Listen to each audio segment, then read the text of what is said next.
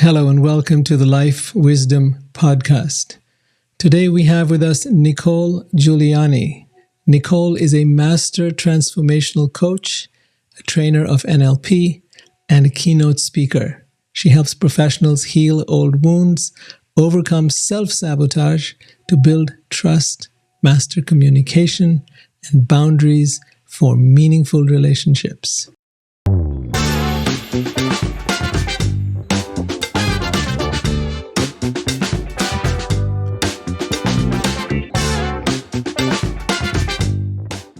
Here on the Life Wisdom Podcast, we believe that life is our greatest teacher. We invite a variety of people to share their life stories and lessons because that wisdom is a priceless treasure worth sharing with friends, family, and the world. With that, let's welcome NiCole. NiCole, how are you doing today? I am excellent. Thank you for having me here. I'm excited to be here.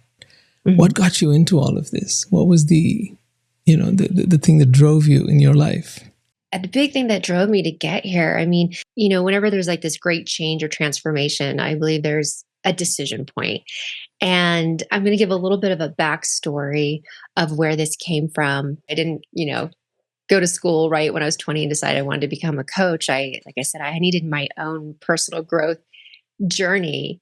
And to give you a little backstory on that, I was an esthetician for about 10 plus years at this point in San Diego.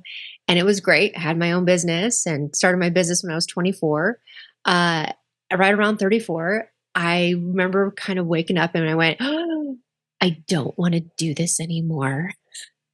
And I had a bit of a panic moment because I went, what am I going to do? What am I going to do? I'm in my mid-30s. I know that feeling. Right? Yes. Been there many times. Yes, I've had some sense, but this was a big one. And all these limiting beliefs were rolling in of, what do I do? I didn't have a bachelor's degree. Do I go back to school? But back to school for what? I'm too old. Am I going to be able to learn? Oh my gosh, I had so much going through my head, and I still pursued. I was like, maybe I become a nurse, but I felt pretty stuck, and I just stayed doing what I was doing, and it was challenging because I had a little bit of resentment what I was doing, and I would just try and use gratitude to spiritual bypass. I love gratitude, big fan, do it every day. But there's a difference between using the gratitude for something you know deep inside of you, you need to do something different. So let's take a moment. How is that spiritual bypass? How would that have, I think a lot of people could really benefit by understanding that. For me, it was, again, gratitude is great to put you in a state. And I do think that gratitude helped while I was in transition. But what was happening was I would have other people, and this is the influence, that I had other people like, oh my gosh, you should just be so grateful for what you have. Look what you've created. Look at your schedule. Like, you can go anywhere. So I had other people, and I was like, yeah, you know what? I'd be really grateful and focus back on, I love what I do. I'm going to remember why I even got into this. And it would last for like a little bit. So here I am, and the gratitude would get me a little bit. But then that desire, that voice that was like, you're meant to do something else. That's spiritual bypassing, by using gratitude to just stay where you're at and go, I should just be grateful for what I have. Other people have it worse than me. No, let me just stay safe. Let me not answer the call that is clearly calling out to me to move and do something. It sounds like you're using some kind of positive thinking, some affirmation, some gratitude. You're trying to use all these kind of tools that people have. But in fact, you're actually bypassing the real calling within you. And that's the tragedy, right? It is. Yeah. It really is. Because you've got to answer that call. Yeah. You do. It's inevitable, or the universe or God will come along and help you in a way that may not feel so great. The boot. I've experienced that too. The boot in the butt. Yeah, the booty boot. Right. So here I am going through this, and So I was searching. So I was taking action of, exploring. I would say I was in my research phase, and I still couldn't figure it out. Now, I gotta say, during all this, no coincidence here. I was dating a gentleman, again in my mid-30s, and I ended up breaking up with him. So here I am with another breakup, and this guy, great guy. I'm not here to. There's nothing bashing here, but he was out of a divorce and he wanted to act 20 again, and I wanted a commitment. And I went, this feels familiar. I already went through this with 2 4.5 year relationships in my 20s, and I went, 10 years later, here I am again. Here I am again. This is so familiar, the same reason why this isn't working out. And I just had this moment, and it was interesting. It was just about a couple weeks before my birthday. And my friends they were so great and supportive. And I'm like, I'm tired of being right about men. I don't want to be here. I don't need to open up a bottle of wine again. And, oh, he's this, he's that. I didn't care. I'm like, I'm here again.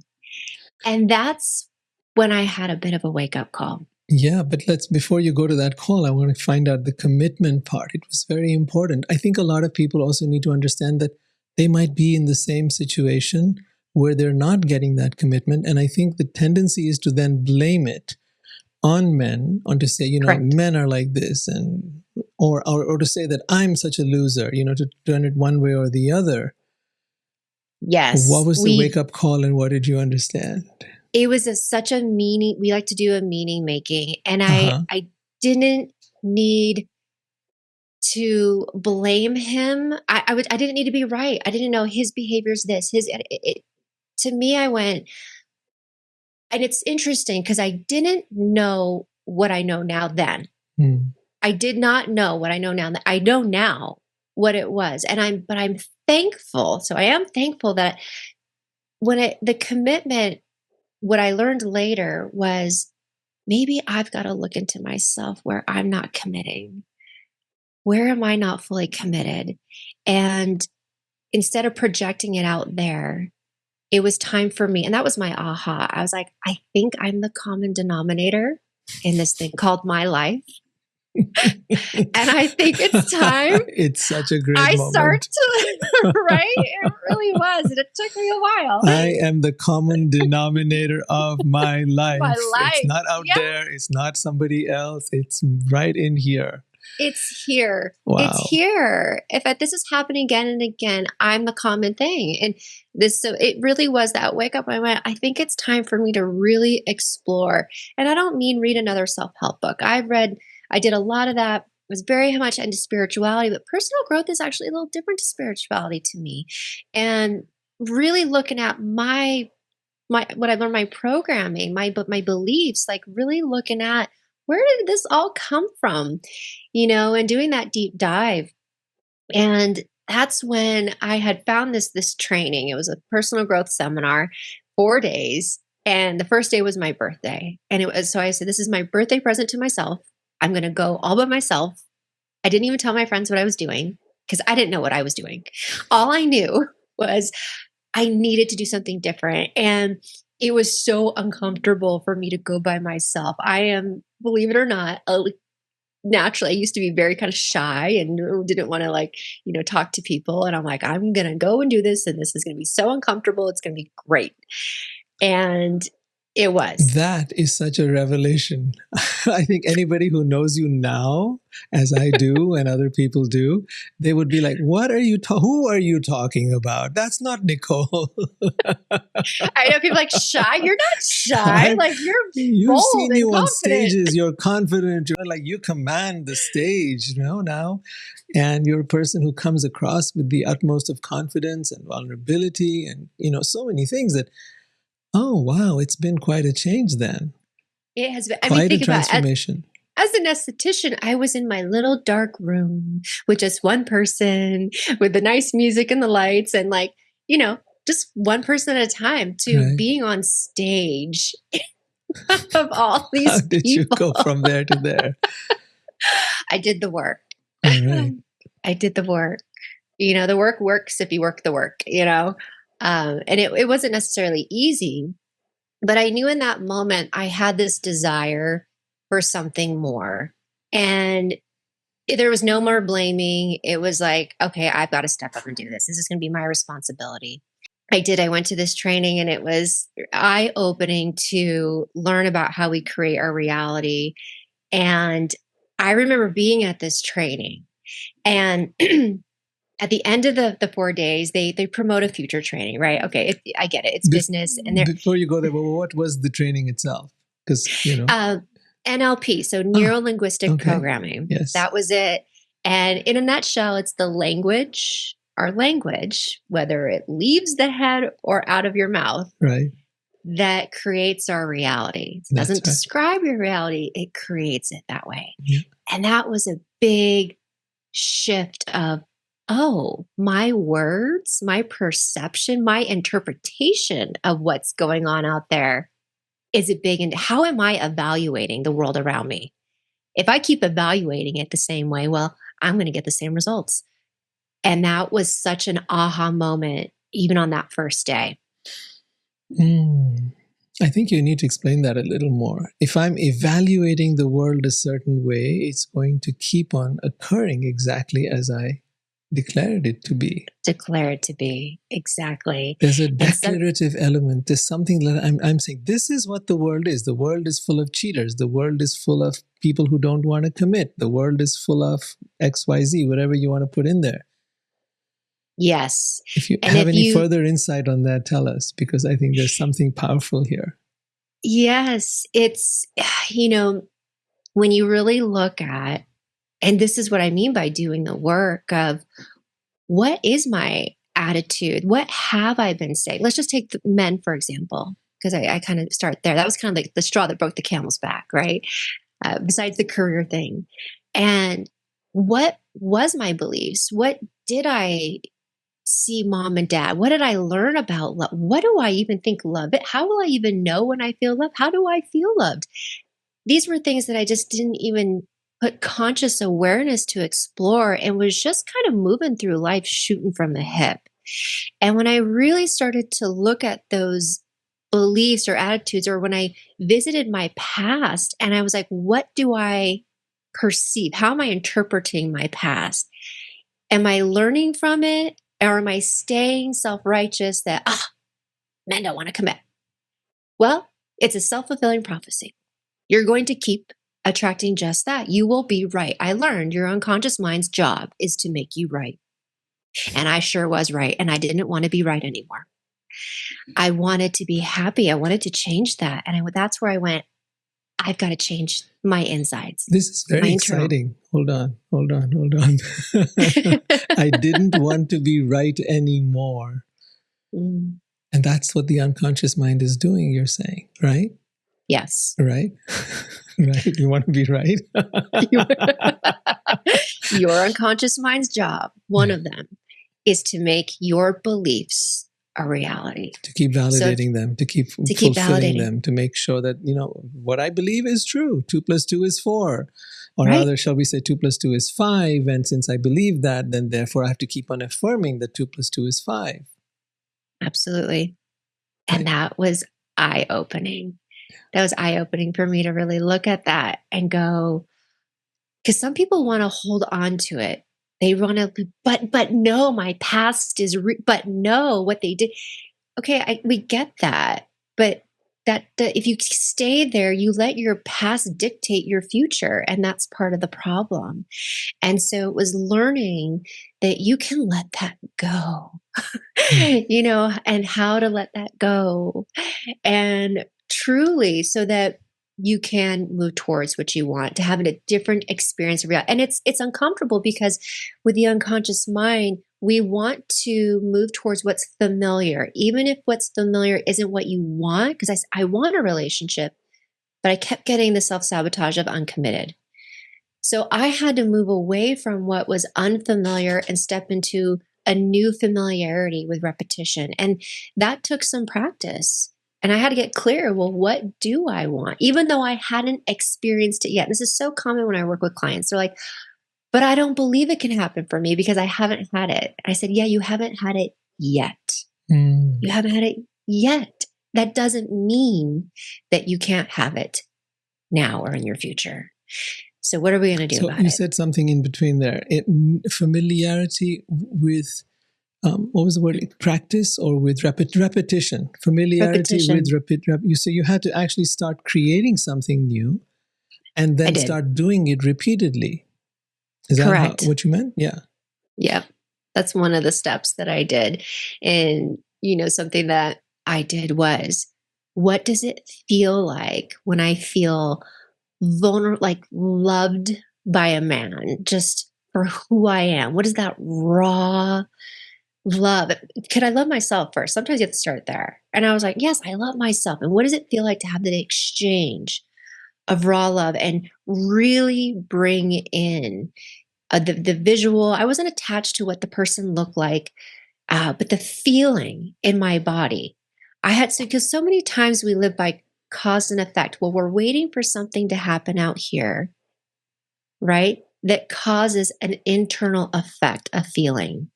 And we move through the world at that. But to be on the other side, let's switch that. I want to be at cause to create the effect. So if I'm taking 100% responsibility of what do I want, I had to get in tune with the feeling, the internal, to raise my vibration so I could cause the external to come to me. And is that difficult to do? Was it hard? No. Okay. It wasn't. Because when you look at your world, you see a certain thing happening again and again and again. The same thing is repeating. You're now got in the habit of projecting that outward or inward, blaming yourself or blaming others, and that's their problem or their fault and my fault. So now you're starting to change that pattern. And in changing that pattern, you're starting to say, wait a minute, I want to be at cause. Okay, so what does that mean? I want to be at cause. How do I be at cause? You're saying I change the feeling. Okay. Yes. Go ahead. Tell us more about that. Yeah, that was one of the ways where there's a couple things that I did. One, I had to forgive, all these men. Let's just forgive that. I don't want to bring any of the gunk, the anger, the sadness, the hurt, the guilt, the shame into my future or my present. So there was some processes where I went through of truly forgiveness. And I think this is common with a lot of different spiritual practices is forgiveness. And that was a big part too. And just to forgive myself for not knowing what I didn't know then, even with myself, again, like you said, you either blame yourself or you're blaming others. And you gotta come clean with that. And then you've got a really clean slate. So you're cleaning that out, and then you've got to decide, what do you want? And what would that feel like when you have it? So again, even more reason, if people are like, but I don't know what it is, even more reason for you to sit with it, because all learning, behavior, and change happens at the unconscious, and repetition is part of it. So even people who are like, oh, I don't know how to meditate, it's reps. So me sitting in the feeling, well, what would I be doing if I, with my ideal man? What would we be doing on the weekends? How would I feel just sitting with him on the couch? How would I feel, I'll go there after lovemaking and cuddling. How would I feel? What I went there. Your brain does not know the difference between real and imagination. So then why not put that into reps? That's that saying, you start to act as if it's already there, as if it's already happening. Now, you still continue to take action. I had to get out there and get on dating apps and date and all the things. And, you have to go through the discouragement if it wasn't that guy, but it wasn't a discouragement. It was like, oh, just a rep. It's just a rep. You've got to have the mindset. I'm going to go back out there. Both are reps. The rep of even the discouragement is another opportunity to be able to reinforce the reps that you're having in your mind of that ideal scenario that you want and desire in your life. Correct. Right? Yes. Okay. So all of that becomes an opportunity. The not having someone, the rejection by someone or finding the wrong person, you rejecting them. Either way, it becomes another opportunity to strengthen your conviction that this exists, that this is possible, that this is true. Absolutely. So what happens when you keep repeating it? What starts happening then? Keep repeating which part? The part where where your ideal scenario, and you start repeating that in your mind again and again and again, does that shift how you feel and how you think? Absolutely. It does. Because I noticed that when I started to go out and date, and there's more to this, right? I got very clear on my values, what's really important to me in a relationship. And so when I would go out on my reps of dating, I would ask the gentleman, what's important to you in a relationship? How's that fulfilled? Very conversationally. I wanted to hear. So I started to, when I educated myself on what's deeply important to us, values and beliefs. And it's not just words. You got to see someone show up for it. But when you're first dating, you've got to ask those questions. You got to be okay. And asking good questions, so, communication is important to you. Awesome. Like, how so? When, what's ideal for you in that? When was it not so great? How did you handle it? How do you handle conflict? I want to have these conversations, and I got to tell you what, having the confidence, because I knew who I was. That's what values did for me. And the repetition, because I was so comfortable, because feeling so comfortable and confident and lovable with my ideal partner, I just started acting that way, even when I was dating. And even when I was dating gentlemen, that having these conversations in the beginning, here's how I knew. They were like, wow, you really know who you are. And I was like, oh my God, it's working. I think that's the best compliment. No, I didn't have the result. And by the way, just getting the man doesn't mean you're done. The work still continues. The work continues for sure. But even more so. It's so important what you're saying, because in today's time, I find that most people think they want to find someone who looks good, someone who sounds good, someone who's good on paper, maybe does all the right things, has the right car, the house, the whatever, all these external factors.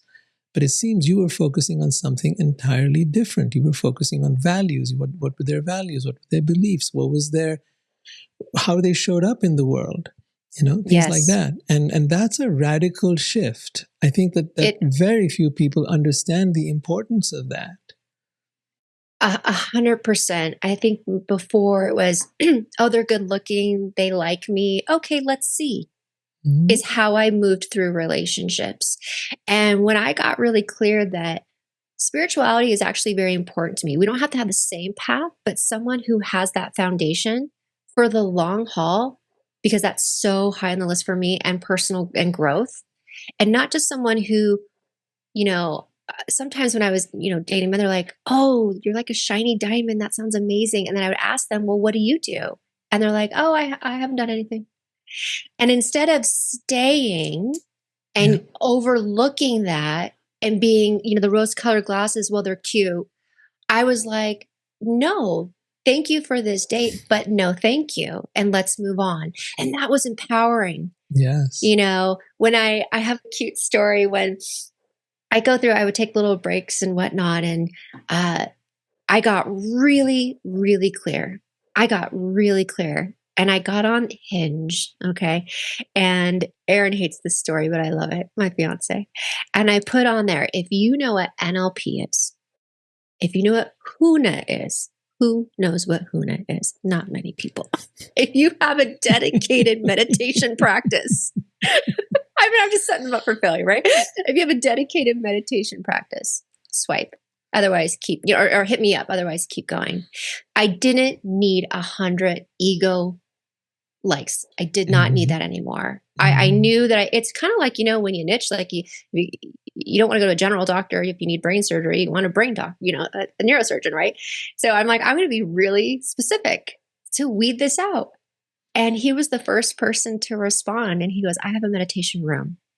And I've been working with a spiritual coach for 15 years every Monday that I don't miss. And I was just like, oh my God, I'm fucked. Okay. Wow. And All right. and That's then we'd pretty have wild.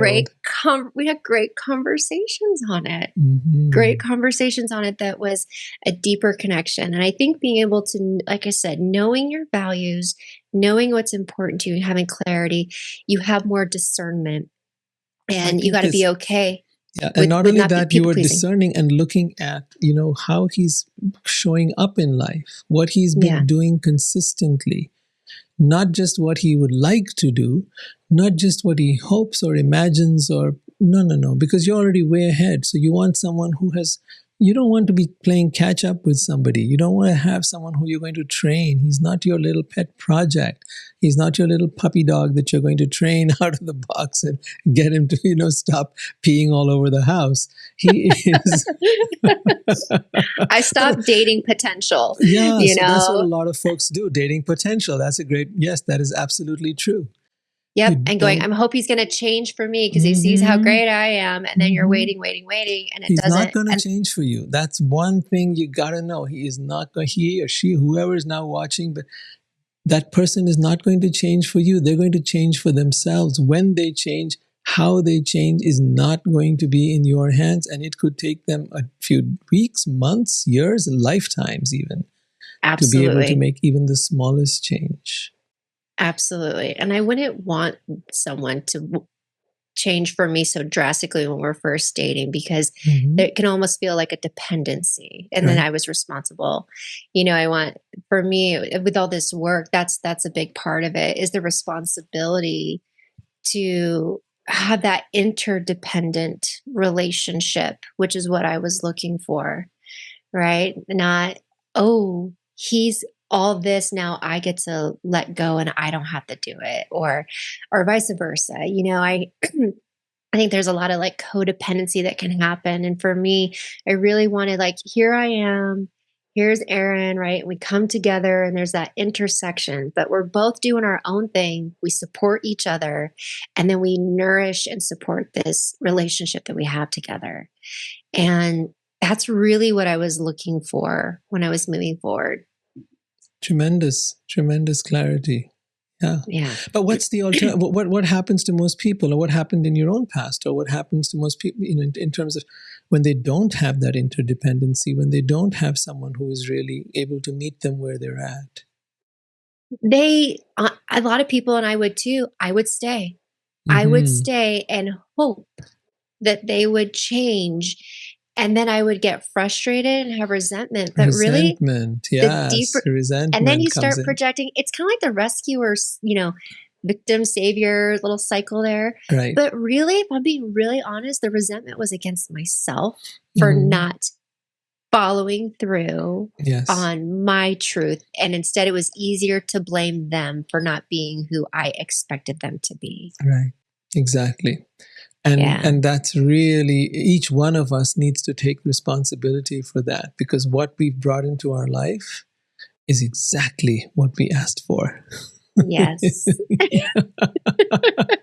But you getting clear about what you wanted it's something that's done by marketing people all the time. They will create a certain niche. They will start to, find people within that niche. They will start to then, attract those people. It's a very common practice. It's not unusual. And yet somehow in relationships, we don't do that. In relationships, we somehow use a whole different playbook, perhaps, It that is. is. Isn't it fascinating that we do that? Like in, career, I can find myself being like more ambitious and driven and speaking up and following through and whatnot. And I find this when I even coach people, it's true. Like we just kind of lose ourselves. Mm-hmm. I know I did. I completely would lose myself I would just let the other person lead.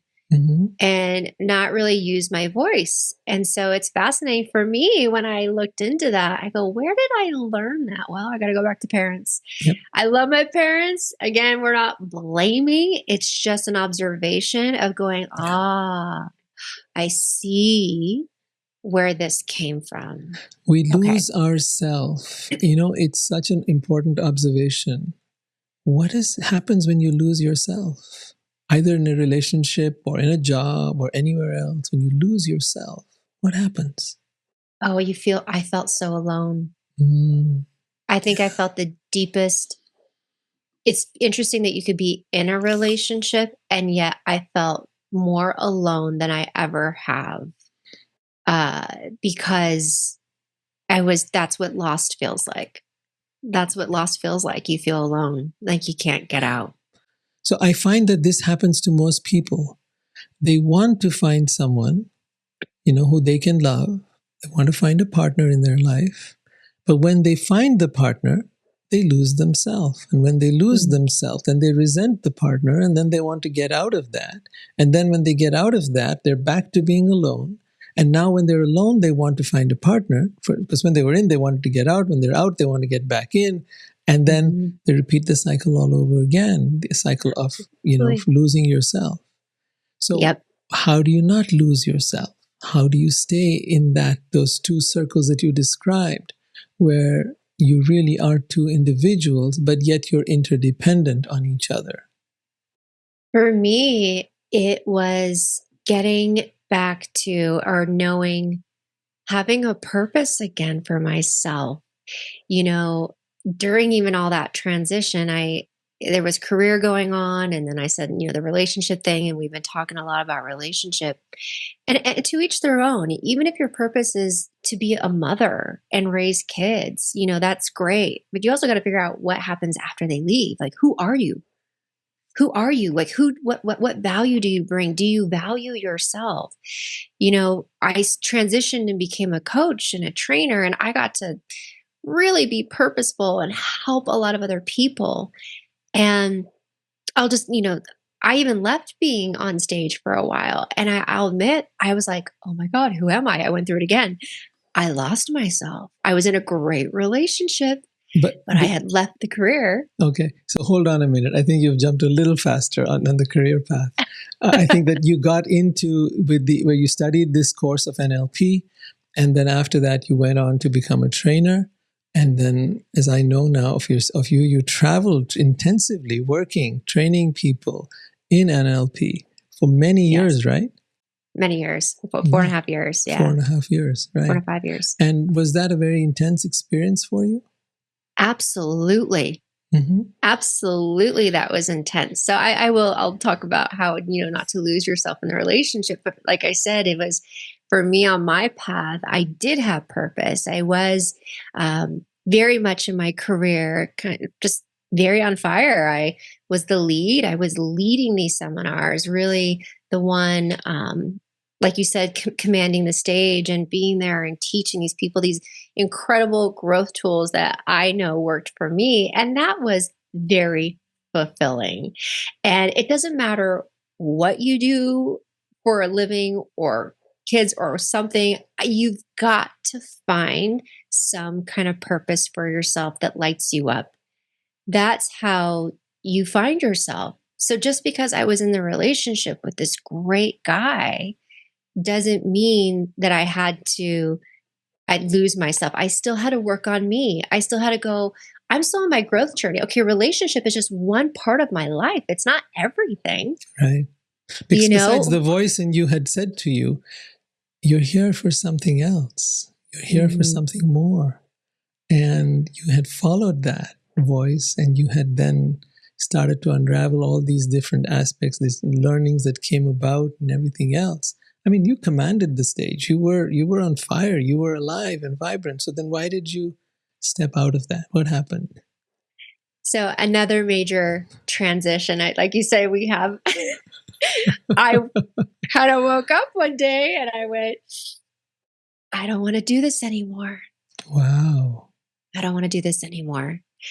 And it was crazy, right? You're like, oh my gosh, here I am again. But it wasn't again like, oh no, I did something wrong. I'm the common denominator. This was different. This was absolutely different in this sense. For me, it was just, I'm going to go back to values here for me on this one.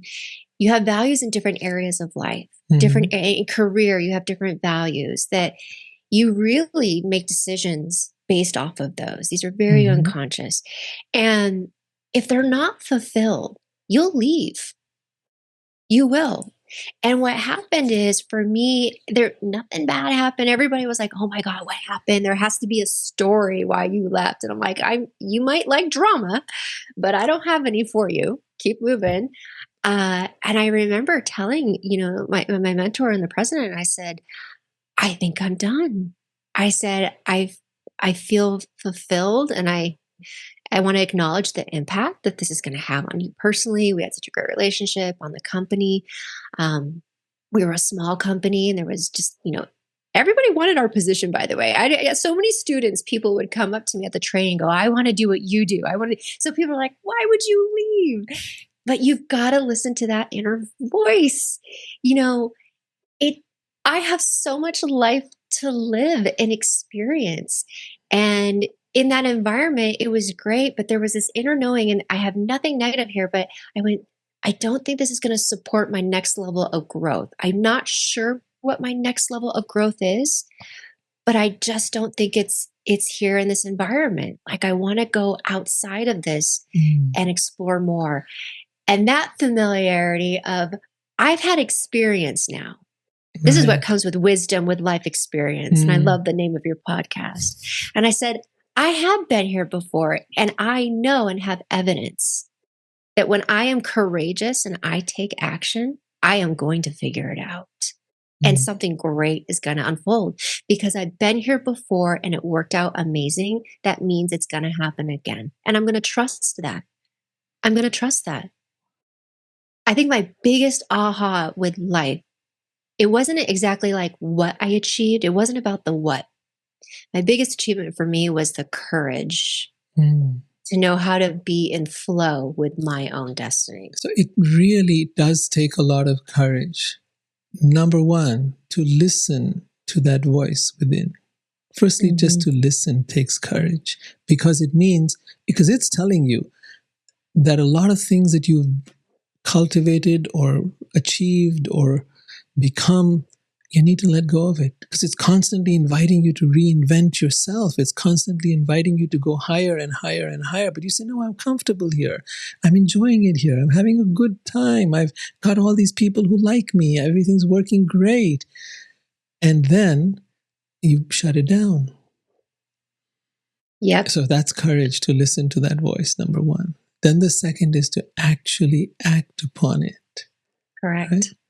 And when you act upon it, what you're saying is amazing things happen. You saw it happen before, and you trusted that amazing things would happen again. See, this is a very, very powerful journey. This is the spiritual journey, listening to that inner voice. And it takes being silent enough to do that. It takes a certain level of openness to do that. It does. What has helped you listen to that inner voice? How come you have been listening where so many others don't? What is it that you're doing differently? I think for me, I have trusted counsel, and I also go into my own meditations. I've always said I think I'm my own best counselor, and I have chosen wisely. I worked with you. You helped me a lot on my journey. I have coaches and mentors who I respect, that don't tell me what to do, but they open up thought-provoking spaces for me to go inside myself. And with everything that I've learned and putting it, applying it, learning about, like I said, even NLP or yourself and those values and spirituality and, what that is. I don't just sit in the theory of it. I actually act on it, and what that looks like for me is when I read, I don't just read because I want to check off the box. I sit and I contemplate.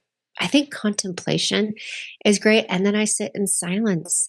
I have my spiritual practices where I connect with, my guides, my loved ones, with nature. Oh my God, I could sit in nature and the silence is palpable, and it just recharges me. And I trust, it just becomes a way of life, of having those moments of contemplation, of silence. It's that saying, you got to slow down in order to speed up. And I think a lot of people want to use their logical mind so much. to All right, let's figure pause for a everything out. second. Contemplation versus thinking. Most people think thinking is contemplation, but that is absolutely not true. Contemplation is an ancient art. It's been done for thousands of years, and it comes from silence. And these two are very deeply linked.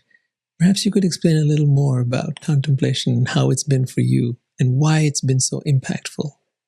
Contemplation isn't coming to a conclusion, which I think thinking is, right? And contemplation is being with what is or what isn't.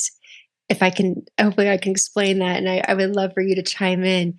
The contemplation for me is sitting in silence with some of those parts and almost like you're resting beside it. You're not trying to change it, you're not judging it. You're just being with it. And oh my God, that is a powerful experience to be with that. And that's going inside and with different parts of the body and be, again, just kind of getting out of the head and being with yourself. No judgment. Can you rest beside it and observe it? So what And I you're think that's a being skill with, set. what you're being with is actually yourself. That's what you're saying. It's a really key insight here.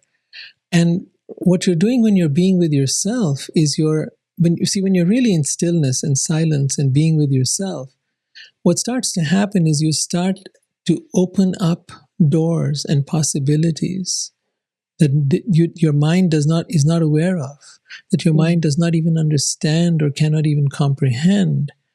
But you're starting to allow for other aspects of yourself to emerge, other possibilities to emerge. We are full of infinite possibilities. And as long as we see ourselves as defined by something, I'm a trainer, I'm this, I'm that, or I'm an esthetician. I hope I got that right. Right? That I'm defined by that particular action or that activity or that identity that I am. But if I allow myself to be in silence, then I'm able to come up with different versions of myself, different possibilities of what I can be. And that is amazing. And if you really pay attention, then it becomes extremely powerful. Right? It absolutely does. And I agree with you. It does bring in, and it doesn't happen in the moment. I think that people think, if I sit in silence, they're going to get these ideas. And that can happen, I suppose, but that's not how I experience being with myself in contemplation. It's, what to do or the ideas can come later. But like you said, I like it's creating space. I love when there were certain meditations that I would learn and you would say a mantra like in your head and you would focus on the pause, the blank space between the words. And they call it like the resting place of God's, And I think that creating that space within yourself, like going in there and being in that resting place, it takes some practice because your mind will come and go. But it does, you feel so expansive. You feel so, I do. You feel so connected. And like you said, there doesn't need the mental body to make sense of it or know what's happening or why is this happening, where's this coming from. When you can rest and kind of quiet that mind for a moment, I think there's magic. This is something I work with, as I know you do too, a lot with clients. I'm like, we got to get out of your mental body a little bit and, bring the body with you and check in with the emotional body, the spiritual body, the different parts, the aspects that make us up. So many different aspects, and we're just not in touch with them. I remember even in my own life, just getting in touch with my emotional side, because as a guy, you're trained to just look at the logical things. Emotions, what are they? I don't know. Just learning to do that was a training, literally, that I had to go through for myself. Then learning to listen to that inner voice, that was a whole training, and not let the mind interfere and not let that chatter come in. That was huge. Then learning how to actually follow the guidance that was being received through that inner voice. Tremendous. Then It is. noticing how difficult it is to integrate the inside with the outside. It's again a whole other challenge, a whole layer of challenge that comes out. And it's a continuous one. It's still happening. It's not that it stopped happening. Nope. It's not one and done. Check. What's No. next on my growth plan? It's No. like, oh, here we are again. And, all the feels come with, oh, I'm alive because I've got like, what am I going to do? And this and that, when I left the training position and going through, even separating from that, but I had to try, I'm so thankful that the practices and it helped. This is what I would actually teach on stage, is to learn how to trust your gut. And then I got to act on it too when it happens for me. So you got to be able to walk your walk and walk your talk. And you're right. I'm not identified. We identify sometimes as I'm a trainer, I'm a this, I'm a mom, but you're so much more than that. And that's even part of that journey. And that's the ego that wants that. So there can be letting the ego kind of die a little bit, Right. going through that transformation. And there is that ego dying a bit. But that part about walking your talk, that's a big one. A lot of our world today is based around believing something or other.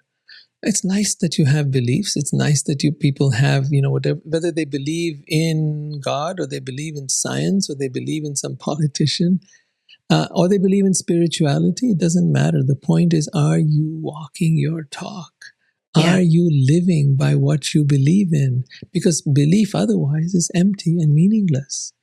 But when you walk it, even if you walk one thing, right, that you believe in, you'll see the outcomes of it. Maybe it works, maybe it doesn't work, maybe it's, So if you've believed in something all your life, let's say someone is very spiritual, they have these beliefs in angels or aliens or whatever else it is, or crystals, but how is that changing your life? How is that transforming you? Are you rising?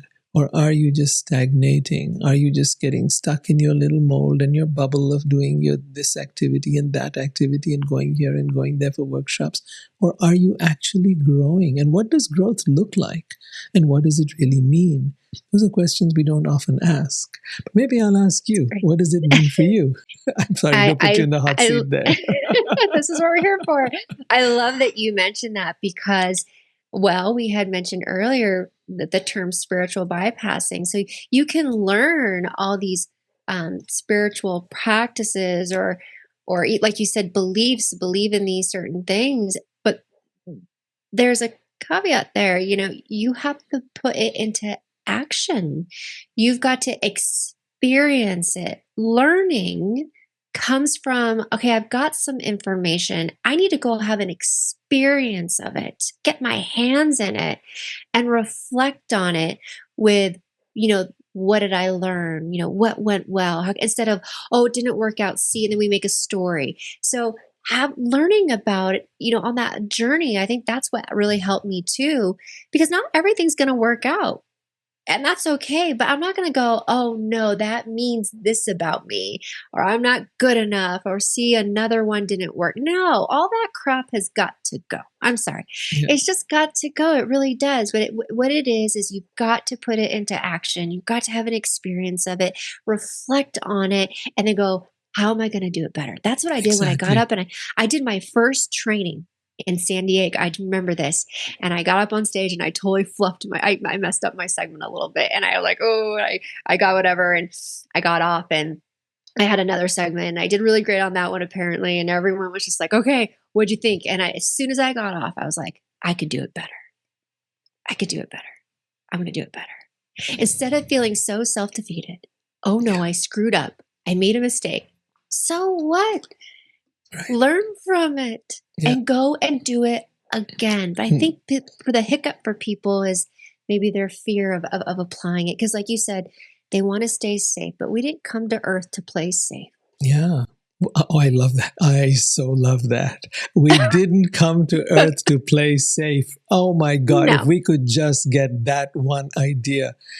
We have to push our boundaries, our limits, our capabilities. We have to keep pushing the edges. I feel that I don't know. That's restlessness inside to keep on. No, I've come to this level. Okay, now what's next? What next? How do I keep growing from here? I don't even know Yeah. what it is I'm growing towards. I don't even know where it is I'm going, but I know that there is a path and this path works. And the only way I know it works is because what you just said, you've got to put it to practice. You've got to take what you've learned and apply it. I see life as sort of a science experiment. Mm. So in an Yes. experiment, there's a theory, and then there's an experiment that you do, and then there's the results that you get. And then those results may be what your theory told you, or they may not be. Maybe you got to change the temperature. Maybe you've got to modify this or that or the other. And then you'll get the results that the theory talked about. Or maybe the theory is totally wonky and it doesn't work. But until you try it a whole bunch of different ways, because if other people could do it, then you can too. Yeah. So that's why it's really important to understand. And that's why I like to look into ancient wisdom, because that's where I can see, okay, there's a lineage of people that have done this. They've been doing it for hundreds of years, thousands of years. This is an outcome worth having. All right. Now, where am I getting stuck? Where am I getting in the way? What am I not allowing to happen that I'm not making the level of progress that seems to be potentially possible? So it takes action. It takes those actions show you results. Those results show you what further action you need to take, which then shows you how you keep progressing. And you have some guidelines, and then you work towards that. So I think we do that in business really well. We just don't seem to understand that idea in personal growth. Personal growth, it's the Back same to thing. the same idea, right? Yeah. And you got it. So people they tend to put the efforts into the area that maybe is most important to them, and they ignore, these other areas, like if their relationship isn't working out or if their personal growth, they're just like, well, I'm going to stick with what I know because it's familiar and it's easy and I'm good at it or whatever it is. But if you are finding there's an area of life that's just, maybe not, you've got to put the time and energy and effort and money perhaps into investing and exploring that, just like you would anything else. So yeah, you take that concept into all areas. And it's so important in life. You want a good balance of challenge and support. If you have too much support, that's where you're playing safe and challenge scares you. And if you've had like too much challenge in your life, you're like, oh my gosh, I don't ever want to do that again. I need more support. And they have a story. So, there's that pendulum swing. And the sweet spot is, if you are someone that's had a lot of challenge, you may want to seek out healthy support. If you're someone that has not had a lot of, challenge in your life, you may want to go, or you may want to seek out, I need to get outside my comfort zone. I so am at that point. I've really come to understand that, and it's very recent. I've kept challenging myself, like I was saying, and pushing the edges and boundaries. And that's been wonderful. But it's been a lonely journey, just doing it all by yourself. And what I had to learn and realize is you need other people. You need that community. You need that support. And to be able to even reach out for that has been difficult. But I'm realizing that is the next level of challenge, to be able to reach out for that support. So have that community and build that. Whether that is in terms of growing your work, whether, even in work, people understand that you just can't do a business all by yourself. You ultimately, if you're going to grow anywhere, you're going to need a team. So likewise, in your personal growth, likewise in your relationship, you need a community around you. You need support around you. It's been a powerful thing. All right. I want to now ask you where you're at present and what is it you're working on now? Where I am now is, well, career-wise, I am very much focused in my coaching business and expanding my one-to-ones and group hybrid and really working, like I said, with professionals. I love working with professionals who are like, honestly, it's kind of like an old version of me, like you got to heal some old wounds. You want meaningful relationships, and you also want to thrive in your career. And you also, you want both to be going great. And that's really where I'm focusing on and doing speaking events. I've got an event coming up in October for women, Power Women's event that's teaching all about values and letting go of some of that old story stuff. So excited to do more of that and being here with you. In life, for me, I'm engaged. So, that worked out, and I have found a partner. Congratulations. Lovely. Thank you. Yes, Yeah. I know. You've been through a lot with that. I really have. And I'm marrying the one that had the meditation room, you know? Right? Mm. And it's great. And now we both have our own meditation rooms, just so you know. Like, I sat there and I went, oh my God, I have a room too. Like, very blessed, very, very happy. And to be with somebody who continues to do the work. And even in relationships, you know, we have a healthy balance of, we challenge each other and we're very supportive. And it's just like, this is awesome. This is, it can happen. It can absolutely happen. And I know people are like, oh, they're not easy. And I said, well, you know, our relationship actually kind of is. Do we have our challenges? Yes, but it's nothing, I don't know. We just seem to work really, really well. And I'm thankful for that. Life is good. Life is really wonderful. It's on that path of still growing of what's next. And what do you sense is next? Where is the next growth edge for you? You know, I would like to be on stage again and teaching and empowering and doing it in that way, in that capacity. So there's some opportunities coming up to do that. We've got to move. So we're moving into a new state. We'll build a community. Honestly, I'm really looking for, like you said, community. I want to strengthen friendships, you know, and some more travel in my life. I believe that travel is like getting a master's or a PhD in life. You know, different cultures. Definitely teaches you a lot, doesn't it? It teaches you a lot. I'm so grateful I did that when I was younger, and I'm excited. I've done that. That's something I would highly recommend for all the youth out there. Go and travel. Yep. Because it shakes up your worldview. You've been living in this little like frog in the well existence, you know, like little, and it's safe and it's comfortable and it's nice. But you don't know until you get out there and you go to different countries and different cultures, and then your whole worldview changes, and suddenly you're like, oh my God, I don't even know who I am. I don't know where I am. I don't know what I'm doing. Exactly. Get out of your comfort zone. Yes. I crave it. It's that. I'm like, yes, I want more of that. That diversity is so just food for the soul for me. Of, you know, there's so much, because you crave that ignition, you know, getting reignited, especially if you feel stagnant. You're like, okay, that's an indicator. I got to go get uncomfortable. Going to another country where you don't know the language and you're trying to just find the right train, you know, is very challenging in a good way. If people want to find you, where can they go? Do you have a website? Do you have a place where they can, you know, connect with you? I do. CoachNiCoG.com. CoachNiCoG.com. Nikki, is that NIKI? NIKKI. NIKKIG.com. Okay. Coach Nikki G. NIKKIG. All right. Yes. Wonderful. I hope a lot of people find you.